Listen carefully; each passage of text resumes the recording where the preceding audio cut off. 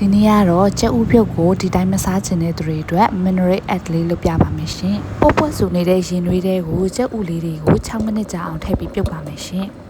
။ကြက်ဥထည့်ပြီး6မိနစ်ကြာတဲ့အချိန်မှာကြက်ဥတွေပြန်ဆဲထုတ်ရပါမယ်ရှင်။6မိနစ်ထက်ပိုကြာလို့မရတယ်လို့စောလို့လည်းမရအောင်နော်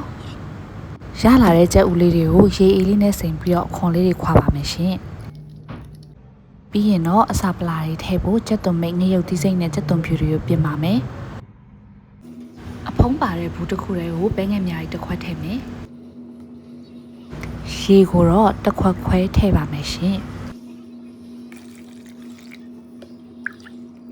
ပြီးရင်ပြင်ဆင်ထားတဲ့အစာပလာတွေထည့်ပါမယ်ရှင်။နှမ်းရှိရင်နှမ်းလော်လေးလည်းထည့်လို့ရပါတယ်။ကြက်ဥပြုတ်တွေထည့်ပြီးအဖုံးပိတ်ရေခဲတက်တာထဲမှာအနည်းဆုံး3နာရီထားရပါမယ်ရှင်။ပြီးတော့မှတကြားထည့်ဖို့မိနေရတဲ့ပြန်ထုတ်ပြီးတကြားလေးထည့်ပါမယ်။